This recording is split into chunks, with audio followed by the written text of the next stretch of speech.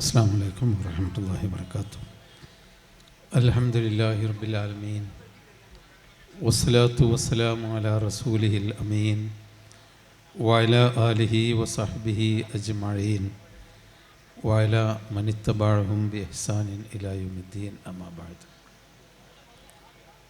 ആദരണീയനായ അധ്യക്ഷൻ, ഈ പള്ളിയുടെ ആരാധനാ കർമ്മത്തിൻ്റെയും സമ്മേളനത്തിൻ്റെയും ഉദ്ഘാടനം നിർവഹിച്ച PN അബ്ദുൽ ലത്തീഫ് മദനി, സ്റ്റേജിലും സദസ്സിലുമുള്ള ആദരണീയരായ സഹോദരങ്ങളെ, ജനപ്രതിനിധികളെ, കാരണവന്മാരെ, പ്രിയപ്പെട്ട സഹോദരി സഹോദരന്മാരെ, ഒരു ആവശ്യത്തിനുള്ള ആർഭാടമില്ലാത്ത ആരാധന നടത്താനൊക്കെ എളുപ്പവും സൗകര്യവുമുള്ള ഒരു മസ്ജിദാണ് ഇവിടെ ഔദ്യോഗികമായി ഇന്ന് തുറന്നിട്ടുള്ളത്. ഈ ഒരു പ്രദേശം എന്നെ സംബന്ധിച്ചിടത്തോളം 1980 മുതൽ വളരെ അടുത്ത പരിചയമുള്ള പ്രദേശമാണ്. ഈ തൊട്ടടുത്ത് പുത്തൂർ പള്ളിക്കൽ ഹൈസ്കൂളിൽ എൻ്റെ സഹപ്രവർത്തകന്മാരായ VP അബ്ദുൽ ഹമീദ് മാഷ്, ഇസ്മായിൽ മാഷൊക്കെ ഇവിടെ ഇരിക്കുന്നുണ്ട്. വേറെ ആരൊക്കെ ഉണ്ടോയെന്ന് എനിക്ക് അറിഞ്ഞുകൂടാ. അപ്പോൾ ഞങ്ങൾ ഈ സ്കൂൾ വിട്ടാൽ അന്ന് യൂണിവേഴ്സിറ്റിയിൽ നിന്ന് ദേവതിയാൽ വഴിയോ അല്ലെങ്കിൽ യൂണിവേഴ്സിറ്റി ചെനക്കൽ വഴിയൊന്നും അവിടെ നിന്ന് ബസ്സില്ല, നടന്നു പോകണം, മഴയത്തും വെയിലത്തൊക്കെ.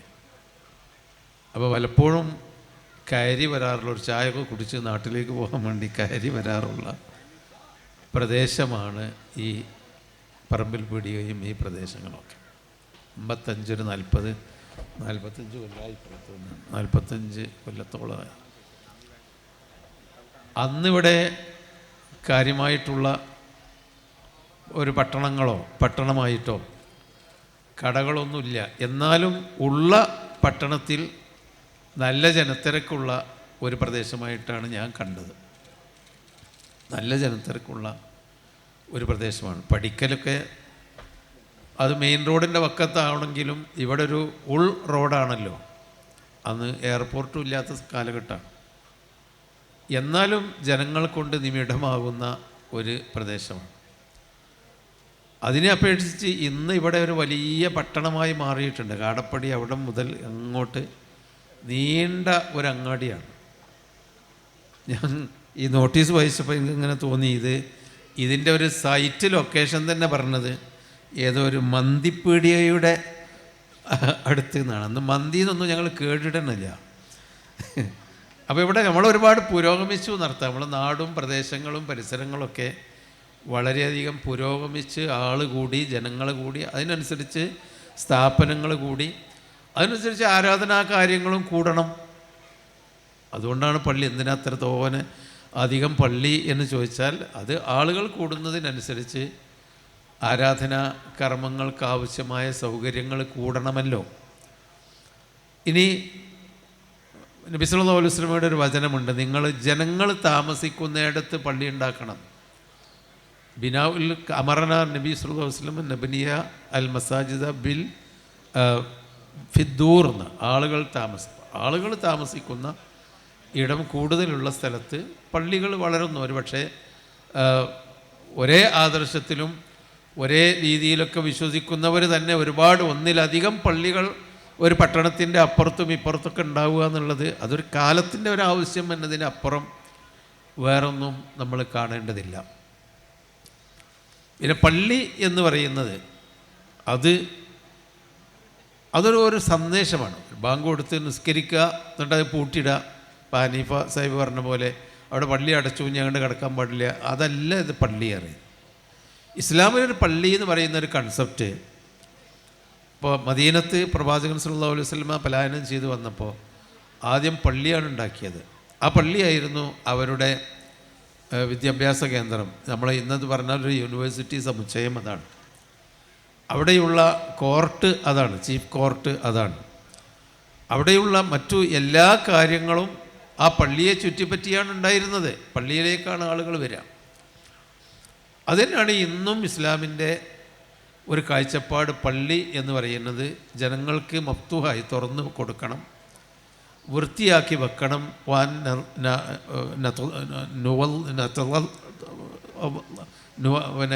നുതഹറ, അതിനെ ശുദ്ധിയാക്കി വെക്കണം, അതിനെ സൗകര്യപ്പെടുത്തി വെക്കണം. അതെന്തിനാണ്? ജനങ്ങൾക്ക് പഠിക്കാനും മനസ്സിലാക്കാനും വരാനുമൊക്കെ. നമ്മളെ മലയാളത്തിൽ പണ്ട് കാലത്ത് ഞാനിവിടെ വേങ്ങര പറപ്പൂരാണ് പറയണ്ട, ആ പള്ളി പോയി പറയാറ്.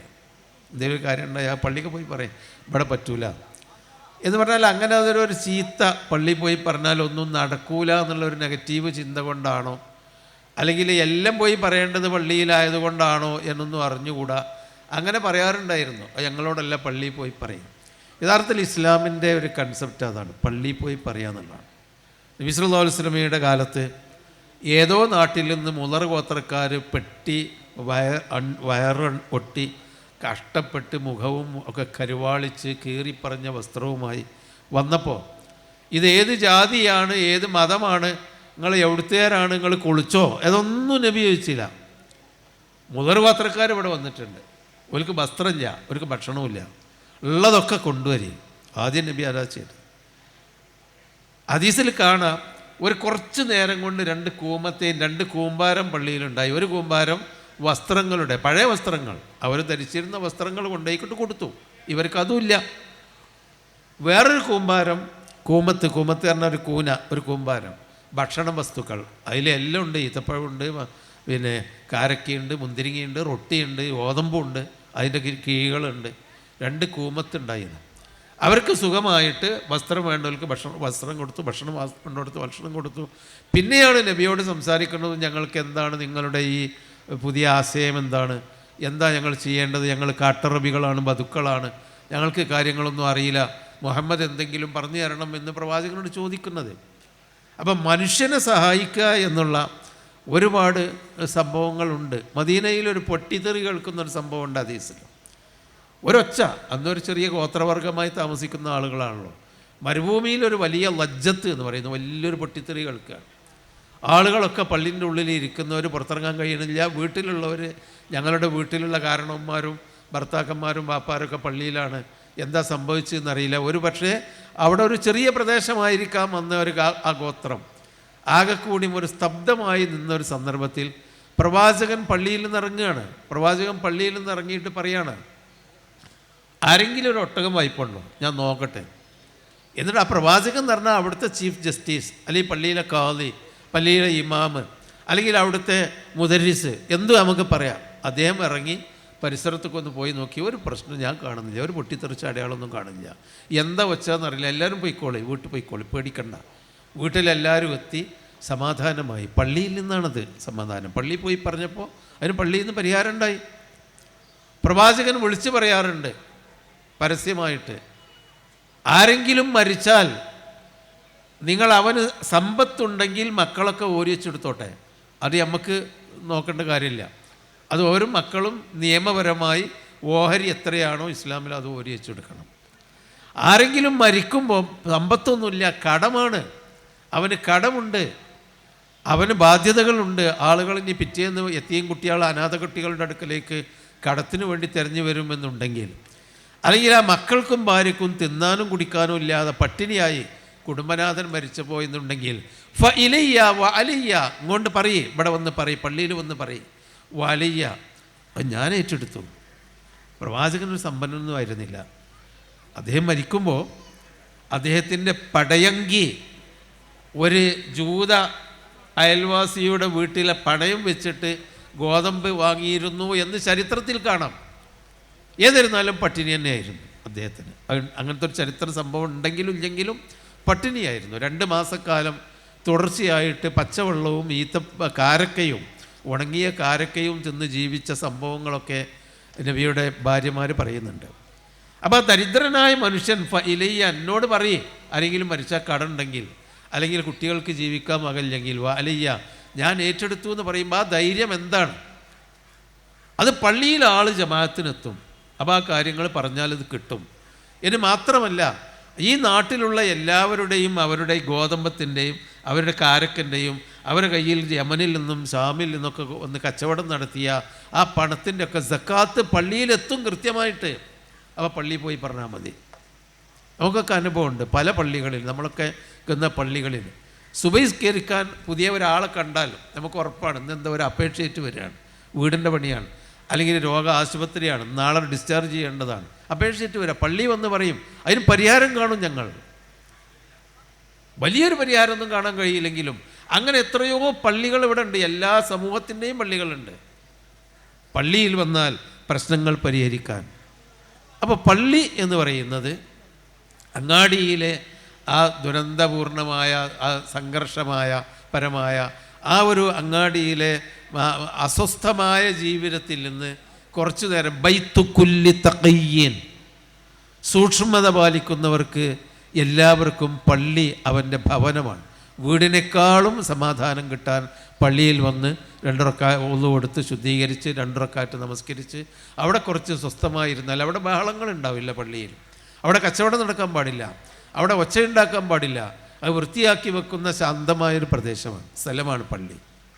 അപ്പോൾ അവിടെ വന്ന് കുറച്ച് നേരം ഇരുന്ന് പ്രാർത്ഥിച്ച് ഒരു ആശ്വസിച്ച് കഴിഞ്ഞാൽ എല്ലാ സംഘർഷങ്ങളിൽ നിന്നും മാനസികാവസ്ഥയിൽ നിന്നും മാറുമെന്നാണ് നബി പഠിപ്പിച്ചത്. പക്ഷെ അങ്ങനെ മാറിയിട്ടുണ്ടോ?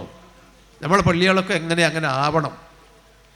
ഇപ്പം അങ്ങനെ അല്ല. പലപ്പോഴും ഒരു സമാധാനത്തിൻ്റെ ശാന്തിയുടെ കേന്ദ്രമല്ലാതെയായി മാറുന്നുണ്ട്. അതൊക്കെ ആളൊക്കെ കൂടി യഥാർത്ഥത്തിൽ ആത്മീയത നഷ്ടപ്പെടുകയും വലിയ കോൺക്രീറ്റ് കൂടാരങ്ങൾ വലുതാവുകയും ചെയ്തപ്പോണ്ടാകുന്ന ആ ഒരു തകർച്ചയാണ്. അതിലേക്ക് അതിൽ നിന്ന് തിരിച്ച് നമ്മളെ എല്ലാ പള്ളികളും ഒരു സമാധാനം ഇല്ലെങ്കിൽ പള്ളിയിൽ പോയി ഒരു 10 മിനിറ്റ് നേരം അല്ലെങ്കിൽ അരമണിക്കൂർ മുമ്പ് പള്ളിയിൽ പോയിരിക്കണം എന്ന ഒരവസ്ഥ നമുക്കുണ്ടാവണം. അതുപോലെ പള്ളി പഠനത്തിൻ്റെ കേന്ദ്രമായിരിക്കണം. നമ്മളൊക്കെ തലമുറ കുട്ടികൾ വളരെ വളരെ അപകടകരമായ ഒരവസ്ഥയിൽ കൂടിയാണ് നീങ്ങിക്കൊണ്ടിരിക്കുന്നത്. ഞാൻ മിനി ഊട്ടിയിലാണ് ഇപ്പോൾ ജോലി ചെയ്യുന്നത്. മിനി ഊട്ടിയിലെ ഒരു ജാമിയത്തുൽ ഹിന്ദ് എന്നുള്ളൊരു സ്ഥാപനമുണ്ട്. അവിടെ കാണാവുന്ന ആളുകൾക്കറിയാം. അവിടെയൊക്കെ ഈ ക്ലാസ് സമയത്തും ക്ലാസ് ഇല്ലാത്ത സമയത്തും ഈ കുട്ടികൾ ഒരു 25-ൻ്റെയും 15-ൻ്റെയും ഇടയിലുള്ള കുട്ടികൾ ആണും പെണ്ണും കാട്ടിക്കൂട്ടുന്ന ഗോഷ്ഠികൾ കണ്ടാൽ പലപ്പോഴും നമുക്ക് മറ്റൊരാൾക്ക് റിപ്പോർട്ട് ചെയ്ത് കൊടുക്കാൻ പോലും പറ്റാത്ത തരത്തിലുള്ള മ്ലേച്ഛമായ ഗോഷ്ഠികളാണ്. ഇതൊക്കെ നമ്മളെ മക്കളാണ്. ഇതൊക്കെ ഓല കുട്ടികളല്ല, നമ്മളെ കുട്ടികളാണ്. നമ്മളെന്ന് പറഞ്ഞാൽ എല്ലാ വർഗജാതി ആരാണോ നാട്ടിൽ കൂടുതലുള്ളത് ഓല മക്കളാണ്. അപ്പം ഇങ്ങനെയുള്ള ഒരു തലമുറയെ നേർദിശയിലേക്ക് നമ്മൾ തിരിച്ചു കൊണ്ടുപോകാൻ ഇവിടെയുള്ള രാഷ്ട്രീയ കക്ഷികളും സമൂഹത്തിലും പൊതുജനങ്ങളും ക്ലബ്ബുകളും മതവിഭാഗങ്ങളും പണ്ഡിതന്മാരും പാമരന്മാരും അധ്യാപകരും ഒക്കെ കൂടി ഒരു കൂട്ടായ ശ്രമം നടത്തിയിട്ടില്ലെങ്കിൽ നാളെ ഈ നാട് നാശത്തിൻ്റെ വക്കിലേക്കാവും. എല്ലാ അർത്ഥത്തിലും നാശത്തിൻ്റെ വക്കിലാക്കും. അപ്പോൾ ഈ പള്ളി പോലെയുള്ള പള്ളി മെമ്പറിൽ ഒരു 20 അരമണിക്കൂർ കൊണ്ട് നമസ്കാരം എല്ലാ ആഴ്ചയിലും ഒരു പ്രബോധനം, ഒരു പ്രസംഗം ഉണ്ടാവും. മലയാളത്തിലാണ് ഈ മുജാഹിദ് പള്ളികളിൽ പ്രസംഗിക്കുക. ആ പ്രസംഗം ഉണ്ടാവുമ്പോൾ ഒരു കുട്ടി എന്തെങ്കിലും ഒരു സ്പാർക്ക് കിട്ടിയാൽ, എന്തെങ്കിലും ഒരു നല്ല ചിന്ത കിട്ടിയാൽ അതൊരു പക്ഷേ വളർന്നു വലുതായി അതവൻ്റെ ജീവിതത്തെ മാറ്റാൻ പറ്റുമെങ്കിൽ അതാണ്. അതുപോലെ എല്ലാ നമസ്കാരത്തിൻ്റെ, പ്രത്യേകിച്ച് സുബഹി നിസ്കാരത്തിൻ്റെ ശേഷമാണ് എല്ലാവർക്കും കൂടാൻ പറ്റുക. ഒരു 10 മിനിറ്റെങ്കിലും ഒരു നല്ല പുസ്തകമോ ഒരു ഖുർആൻ പരിഭാഷയോ അല്ലെങ്കിൽ ഒരു നല്ല ഇതൊക്കെ ഒന്ന് വായിച്ച് അല്ലെങ്കിൽ സ്വന്തം പറയാൻ കഴിയുമെങ്കിൽ ഇവിടെ അതിനുള്ള ആളുകൾ, നമ്മളൊക്കെ വിദ്യാർത്ഥികളും കുട്ടികളുമായ ആളുകളുണ്ട്. ഒരു 10 മിനിറ്റ് ഏറെ ഒന്നും വേണ്ട. നമുക്കൊരു ചെറിയ ഉത്ബോധനം കൊടുത്താൽ വാപ്പാക്ക് വേണ്ടി മക്കളും ഇരുന്നോളും. എന്നാലും ഒന്ന് കത്തിക്കഴിഞ്ഞാൽ നമുക്കിടയിൽ വലിയ മാറ്റമുണ്ടാകുമെന്ന് തന്നെയാണ്. ആ ഖുത്ബയിൽ കൂടിയൊക്കെ ഉണ്ടാകുന്ന മാറ്റങ്ങൾ ചെറിയതൊന്നുമല്ല. അതാണ് രണ്ടാമത് പള്ളി കൊണ്ട് ഉണ്ടാവേണ്ട നേട്ടം. രണ്ടാമത്തെ ഒന്ന് നമ്മളൊക്കെ ഒന്ന് കൂടി നിൽക്കുമ്പോൾ ഒന്ന് ഓണ്ട ചായപ്പിടിയിൽ നമ്മൾ മറ്റേ പിടി പോവുക. അങ്ങനെയൊക്കെയാണല്ലോ മനുഷ്യൻ്റെ ഒരു സ്വഭാവം. ഉണ്ടെങ്കിൽ അങ്ങോട്ട് പോവില്ല, അതിലങ്ങോട്ട് വരുന്നുണ്ടെങ്കിൽ മറ്റേ ഭാഗത്ത് കൂടി അങ്ങനെ അങ്ങോട്ട് സൈഡ് കൊടുത്ത് പോകും. അങ്ങനെയൊക്കെ ഉള്ളതിൽ നിന്നും മാറി പള്ളിയിൽ നബി സല്ലല്ലാഹു അലൈഹി വസല്ലം പറഞ്ഞത് നിങ്ങളുടെ കാലും നിസ്കാരത്തിന് നിൽക്കുമ്പോൾ ചേർത്ത് വെക്കണം, തോളും ചേർത്ത് വെക്കണം. എന്നിട്ട് സലാം വീടുമ്പോൾ അസ്സലാമു അലൈക്കും വറഹ്മത്തുള്ളാ, ഇവൻ്റെ മുഖത്തേക്കൊരു സലാം. അപ്പോൾ ഇവിടെ നിന്ന് കണ്ട് അസ്സലാമു അലൈക്കും വറഹ്മത്തുള്ളാ, അസ്സലാമു അലൈക്കും വറഹ്മത്തുള്ളാ. ഇതിൽ കൂടി കിട്ടുന്ന ഒരു വല്ലാത്ത ഒരുമയുണ്ട്. നമ്മളറിയാത്ത ഒരു മാനസികമായ ബന്ധം ജമാഅത്ത് നമസ്കാരത്തിൽ കൂടി കിട്ടുന്നുണ്ട്. അത് കിട്ടണം, പള്ളി ഉണ്ടാക്കിയാൽ പോരാ, അത് നമുക്ക് കിട്ടണം. എവിടെയെങ്കിലുമായിട്ട് അള്ളാഹുവിനെ മാത്രം ആരാധിക്കുന്ന ഒരു പള്ളിയിൽ ചെന്ന് ഒരു ഉഹുവത്ത്, ഒരു നബി സല്ലല്ലാഹു അലൈഹി വസല്ലം ഇത്ര വരെ പറഞ്ഞു, ലാ തഖ്തലിഫു, നിങ്ങളൊരിക്കലും ഭിന്നിച്ചു പോകരുത് മനസ്സുകൊണ്ട്. നിങ്ങൾ സ്വഫുകൾ അടുത്തടുത്ത് നിന്നുകൊണ്ട് അള്ളാഹുവിനോട് പ്രാർത്ഥിക്കുക, എങ്കിൽ നിങ്ങൾക്ക് ഭിന്നിക്കാതിരിക്കാനുള്ള നല്ല ഒരു മാർഗം അതാണ് എന്ന്.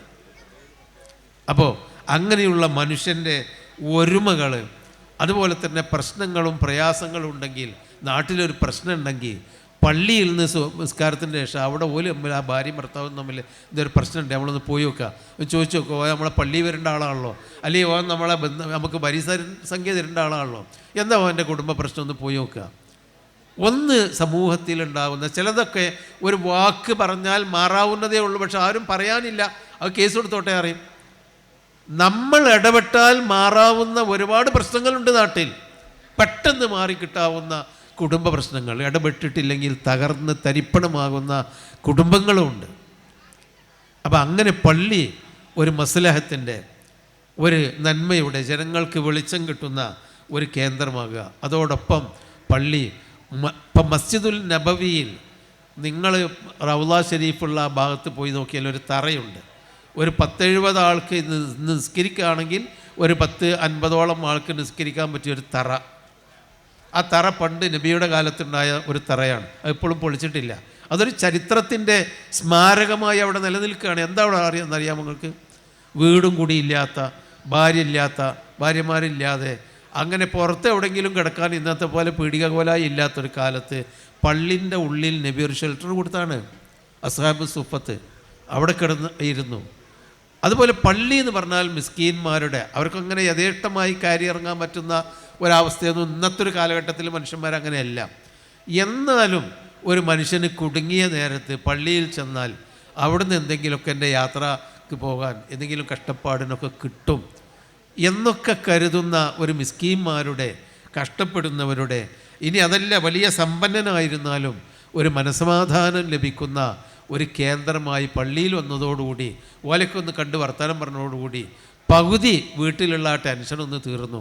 ഇനി വീട്ടിലേക്ക് പോകുമ്പോൾ ഒരു സമാധാനത്തോടു കൂടി പോകാം. അങ്ങനെയൊക്കെയുള്ള മനുഷ്യന് മരണത്തിൻ്റെ മുമ്പ് ഉപകരിക്കുന്ന ഖൈറ് കിട്ടുന്ന കേന്ദ്രവും, അത് മുഖേന മരണശേഷം അള്ളാഹുവിൻ്റെ അടുക്കൽ നിൽക്കുമ്പോൾ അള്ളാഹുവിൻ്റെ വീട്, ഇതാണ് പള്ളി എന്ന് പറഞ്ഞാൽ അള്ളാഹുവിൻ്റെ വീടാണ്, പടച്ചവൻ്റെ വീട് സംരക്ഷിച്ചവരുടെ കൂട്ടത്തിൽ ആ പുണ്യം ലഭിക്കുന്നവരുമായിരിക്കാൻ ആ നിലക്കുള്ള ഒരു കേന്ദ്രമായി, മനുഷ്യ സമൂഹത്തിൻ്റെ അഭയകേന്ദ്രമായി ഈ പള്ളിയെ നമ്മളൊക്കെ, നിങ്ങൾ എന്നല്ല നമ്മളൊക്കെ പള്ളി മാറ്റണം എന്ന് മാത്രമാണ് ഈ സമയത്ത് പറയാനുള്ളത്. അല്ലാഹു സുബ്ഹാനഹു വ തആല അതിനുള്ള തൗഫീഖും നല്ല മനസ്സും നമുക്ക് നൽകുമാറാവട്ടെ. വസല്ലല്ലാഹു വസല്ലം അലാ ഖൈരി ഖൽഖിഹി മുഹമ്മദിൻ വഅലാ ആലിഹി വസഹ്ബിഹി അജ്മഈൻ.